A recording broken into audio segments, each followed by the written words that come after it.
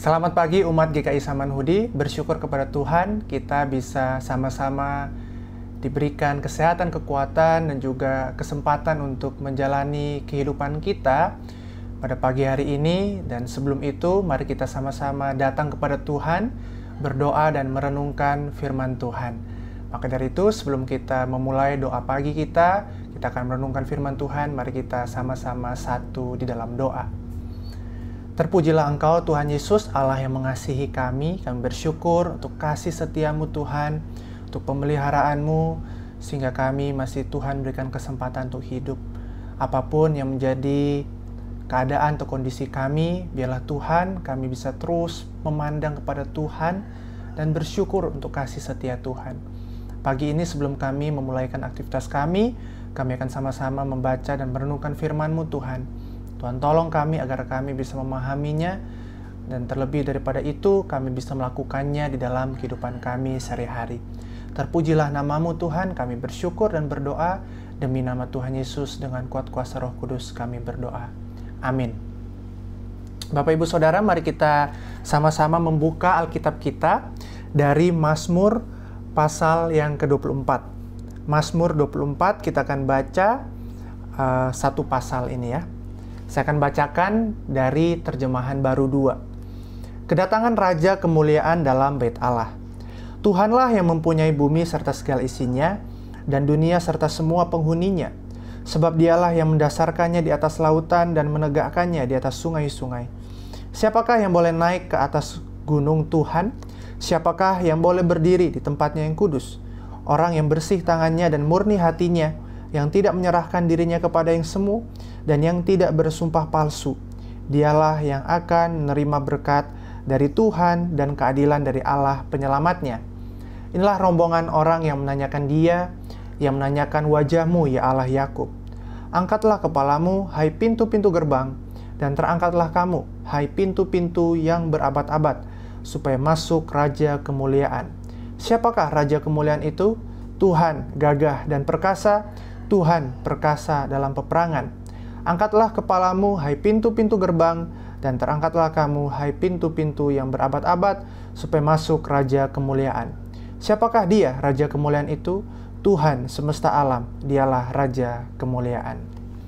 Bapak Ibu Saudara, di dalam dunia ini kita mengenal istilah yang namanya persiapan. Ya, misalkan kalau kita melihat lomba-lomba, misalkan olimpiade begitu ya, sebuah event perlombaan internasional, itu kalau Bapak Ibu search di Google ya, lihat itu memakan biaya persiapan yang begitu besar untuk menyelenggarakan event tersebut begitu. Kalau kita misalkan mau masuk nih ke institusi tertentu, misalkan kita mau masuk ke kepolisian, itu pun harus ada persiapan-persiapan sehingga kita dinyatakan lulus tes atau sesuai kualifikasi untuk menjadi seorang polisi. Kalau di jalan raya kita mengenal yang namanya surat izin mengemudi untuk kita dinyatakan sah atau bisa atau terkualifikasi untuk mengendarai kendaraan bermotor di jalan raya. Kalau di dunia ini ada banyak hal, misalkan tadi olimpiade, masuk Polri, mengendarai kendaraan bermotor, yang memerlukan kualifikasi dan persyaratan tertentu. Pertanyaannya sekarang adalah, apakah ketika kita datang kepada Tuhan, adakah kualifikasi atau persyaratan tertentu untuk sebelum kita bisa beribadah kepada Tuhan? Pada pembacaan Alkitab kita pada pagi hari ini, kita bisa melihat setidaknya di ayat yang ketiga, pemazmur itu atau Daud di sini ya, bertanya pertanyaan yang mirip seperti apa yang saya sampaikan tadi ya di bagian pendahuluan. Daud itu bertanya, siapakah yang boleh naik ke atas gunung Tuhan? Siapakah yang boleh berdiri di tempatnya yang kudus? Ini seperti pertanyaan kualifikasi ya Bapak Ibu Saudara ya. Pertanyaan yang membuat pembacanya dan juga orang Israel saat itu bertanya, siapa sih yang boleh datang kepada Tuhan? Kalau di sana dikatakan naik ke atas gunung Tuhan yang merujuk kepada bait Allah itu, siapa yang boleh berdiri tempat yang kudus? Bait Allah sendiri adalah tentu simbol kehadiran Allah ya di tengah umatnya. Dan orang Israel saat itu datang ke sana untuk beribadah kepada Tuhan. Dan di dalam Mazmur ini, Daud tuh bertanya siapa yang boleh datang ke sana begitu. Mempertanyakan kualifikasi atau persyaratan. Orang-orang seperti apa sih yang bisa datang kepada Tuhan. Di ayat yang selanjutnya dikatakan, ayat 4 ya, orang yang bersih tangannya dan murni hatinya, yang tidak menyerahkan dirinya kepada yang semu, dan yang tidak bersumpah palsu. Ayat 5 dikatakan, dialah yang akan menerima berkat dari Tuhan dan keadilan dari Allah penyelamatnya. Ketika Daud bertanya siapa yang boleh datang menyembah Tuhan, Daud pun menjawab bahwa hanya orang yang bersih tangannya dan murni hatinya. Orang yang tidak menyerahkan dirinya kepada yang semu dan yang tidak bersumpah palsu. Ini adalah sebuah kualifikasi atau persyaratan moral, Bapak Ibu Saudara. Artinya orang-orang yang bisa menyembah Tuhan hanyalah orang-orang yang sadar dan menjaga dengan betul-betul, dengan sungguh-sungguh kehidupan moralnya di hadapan Tuhan.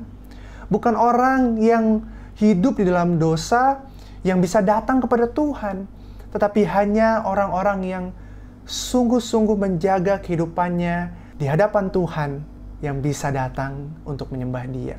Pertanyaannya, kalau kita membaca sepanjang Alkitab ya, khususnya di Perjanjian Lama, kita menemukan bahwa orang Israel gagal untuk memenuhi standar ini. Orang Israel sering dikatakan menyembah Tuhan, mempersembahkan korban bakaran, tetapi mereka juga melakukan ketidakadilan. Di satu sisi mereka menyembah Tuhan, di satu sisi yang lain mereka hidup tidak kudus dan berdosa kepada Tuhan.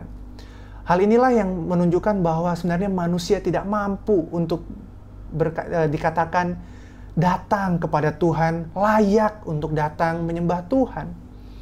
Maka dari itu kita perlu penyelamat, dan itulah yang dilakukan oleh Tuhan kita Yesus Kristus ya Bapak Ibu Saudara ya. Di dalam Perjanjian Baru datanglah Kristus untuk membawa kabar baik bahwa tidak ada sebenarnya yang layak untuk datang menyembah kepada Tuhan, sebab semua kita telah berdosa ya.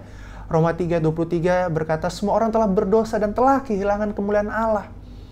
Tetapi Kristus datang untuk menebus dosa kita, sehingga kita bisa datang dan menyembah kepada Tuhan. Dialah yang menjadi pengantara kita, mediator kita. Sebab dialah yang mendamaikan relasi kita dengan Allah. Dikatakan di Ibrani yang pasal yang ke-9, ayat 14, di sana dikatakan, terlebih lagi darah Kristus yang melalui roh yang kekal telah mempersembahkan dirinya sendiri kepada Allah sebagai persembahan yang tidak bercacat, akan menyucikan hati nurani kita dari perbuatan-perbuatan yang sia-sia.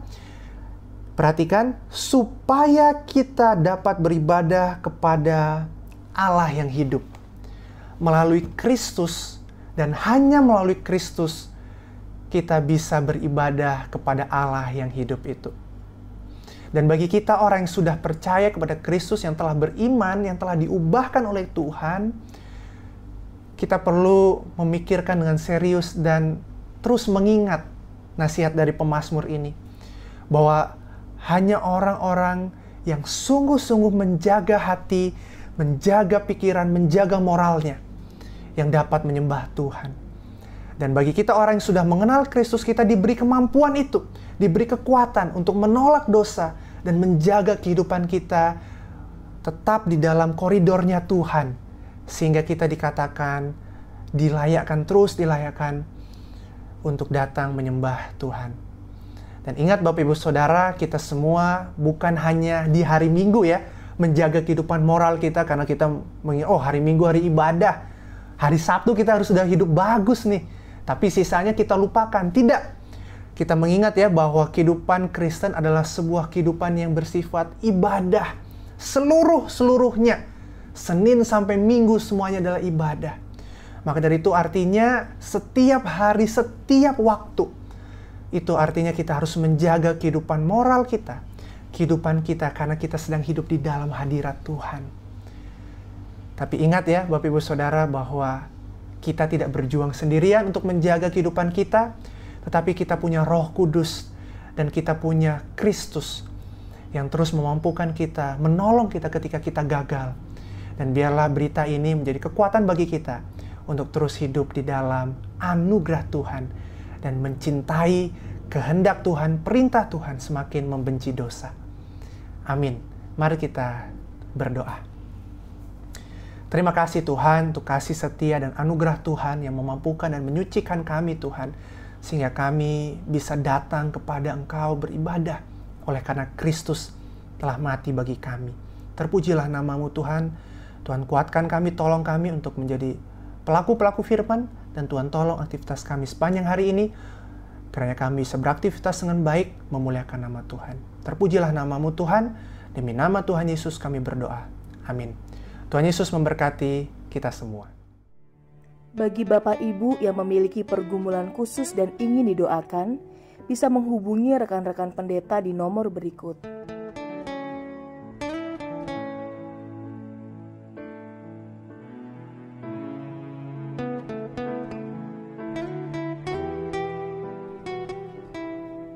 Tuhan Yesus memberkati.